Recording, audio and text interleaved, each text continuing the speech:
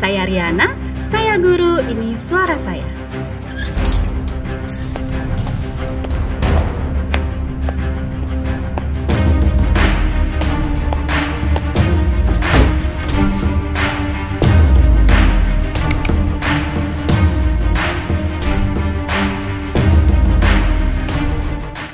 Satu minggu ini, kita khususnya yang di bulan Provinsi Bali masih sangat merasakan euforia kunjungan Bapak Presiden Joko Widodo bersama Ibu Iriana. Agenda kunjungannya sangat padat ya. Yang saya lihat beliau berkunjung ke Bali itu tujuannya adalah untuk meresmikan pasar seni di Kabupaten Gianyar, kemudian meresmikan shortcut Mengui Tani Buleleng, kemudian meresmikan bendungan Danu Kerti di Tamblang. Dan yang paling menarik buat saya adalah kunjungan beliau ke pasar-pasar tradisional. Kira-kira kenapa ya Bapak Presiden memilih mengunjungi pasar tradisional? Bukan sekolah, bukan universitas, maupun bukan juga rumah sakit untuk mungkin melihat penanganan pasca pandemi COVID-19. Apakah ini agenda belusukan beliau menjelang pemilu? Tapi saya rasa tidak ya, mengingat beliau sudah menjabat sebagai Presiden Republik Indonesia 2 periode. Nah, saya pernah membaca di postingan resmi beliau bahwa beliau mengunjungi pasar tujuannya adalah untuk melihat tingkat harga-harga komoditas bahan pokok di masyarakat, khususnya yang banyak mempengaruhi inflasi seperti beras dan juga minyak. Apa ya kaitannya inflasi? Jangan-jangan ini karena isu resesi global yang terjadi di 2023 yang santer terdengar mulai akhir 2022 dan tetap menjadi buah bibir hingga saat ini. Resesi global itu akan membuat perekonomian dunia gelap. Perekonomian dunia akan gelap gulita, termasuk perekonomian Indonesia. Apa sih itu resesi? Kemudian apa kaitan resesi, inflasi, dan juga pasar? Nah, sebelum kita membahas lebih banyak tentang kaitan antara resesi, inflasi, dan juga pasar, tentunya alangkah lebih baiknya ketika kita lebih memahami tentang pengertian resesi. Tentunya sudah banyak artikel yang membahas tentang resesi. Dari berbagai artikel dan juga sumber yang sudah saya baca, secara sederhana resesi itu dapat dikatakan sebagai perlambatan kondisi perekonomian di suatu negara yang dilihat dari angka PDB yang negatif, meningkatnya tingkat pengangguran, pertumbuhan ekonomi yang negatif yang terjadi berturut-turut selama 2 kuartal. Menurut Bank Dunia, resesi global di tahun 2023 ini terjadi karena bank-bank sentral secara bersamaan meningkatkan tingkat suku bunga di negaranya masing-masing. Yang tentunya hal ini dilakukan karena terjadinya inflasi. Inflasi sebenarnya adalah suatu kondisi di mana terjadinya peningkatan harga secara umum dan terjadi secara terus-menerus. Inflasi saat ini itu terjadi akibat adanya dampak atau pasca pandemi COVID-19 dan juga akibat adanya perang antara Ukraina dan juga Rusia. Nah, kenapa sih perang Ukraina dan Rusia ini menjadi salah satu indikator penyebab terjadinya inflasi di dunia gitu ya. Nah, seperti yang sudah saya baca dan mungkin kita ketahui bersama bahwa Rusia dan Ukraina merupakan salah satu negara pemasok minyak bumi, gas, gandum, dan juga minyak matahari yang terbesar di dunia.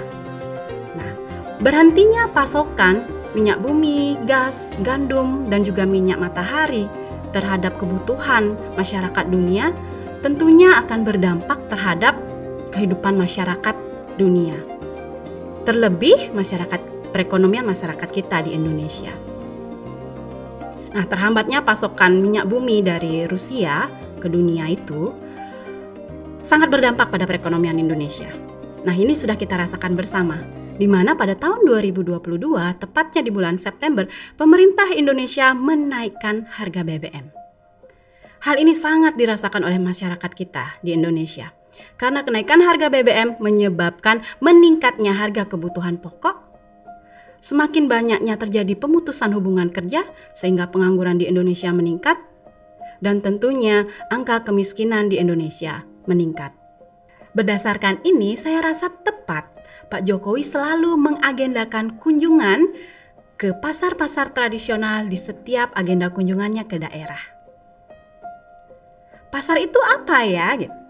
Mungkin banyak dari kalian berpikiran bahwa pasar adalah tempat ibu saya berbelanja untuk membeli kebutuhan saya sehari-hari. Betul.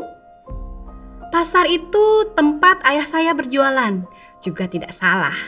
Atau mungkin ada dari kalian yang berpikir bahwa pasar itu tempat saya dan teman-teman saya nongki atau nongkrong-nongkrong cantik.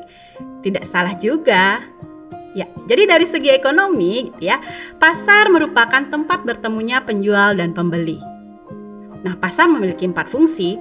Yang pertama adalah fungsi pembentukan harga.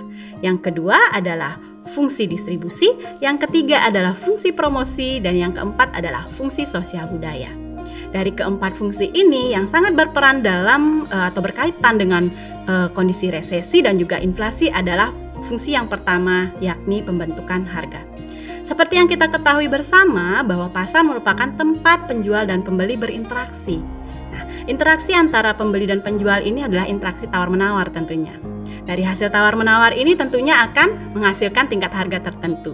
Nah, inilah fungsi pasar sebagai pembentuk harga. Jika dari hasil tawar-menawar ini menghasilkan tingkat harga yang tinggi, ini sudah menggambarkan bahwa di negara tersebut sedang terjadi yang namanya inflasi.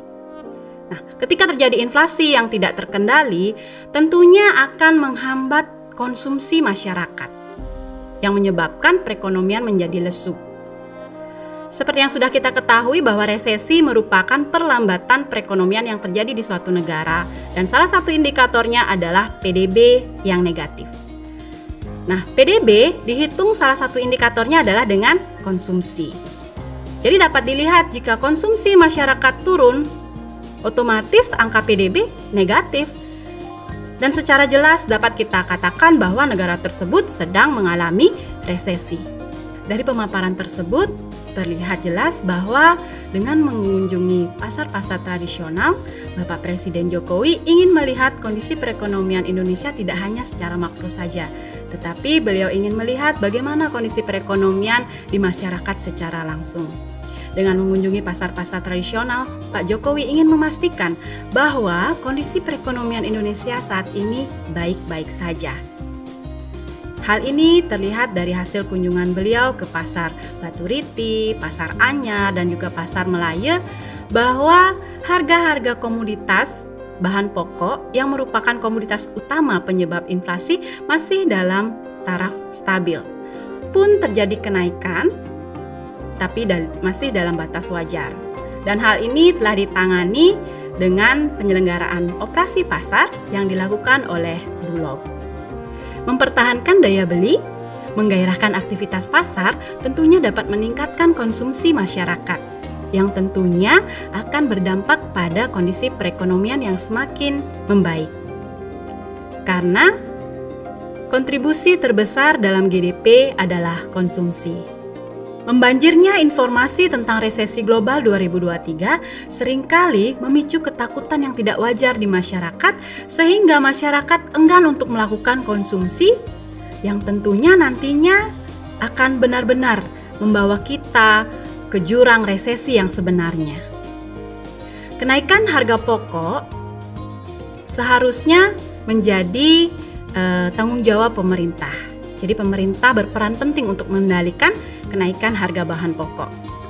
Langkah Pak Presiden Jokowi mengunjungi pasar-pasar tradisional di setiap agenda kunjungannya ke daerah, saya rasa sudah cukup tepat. Karena dengan melakukan kunjungan ke pasar tradisional, beliau dapat memantau tingkat harga kebutuhan pokok, kemudian menjaga daya beli masyarakat, dan di sisi lain memberikan ketenangan bagi psikologis masyarakat. Jika dilihat secara lebih mendalam, kenaikan harga pokok itu juga dapat meningkatkan daya beli masyarakat. Misalnya saja kita lihat kenaikan harga beras. Di sisi lain, yang mendapatkan keuntungan salah satunya tentunya petani beras. Di sisi lain contohnya misalnya kenaikan harga minyak goreng. Salah satu yang mendapat keuntungan tentunya petani kelapa sawit.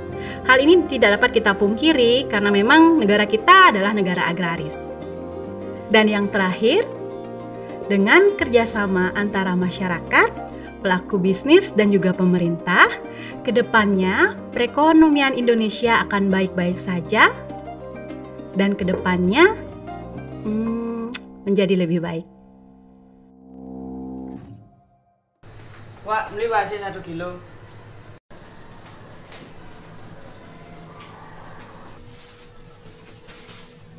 Rp13.500.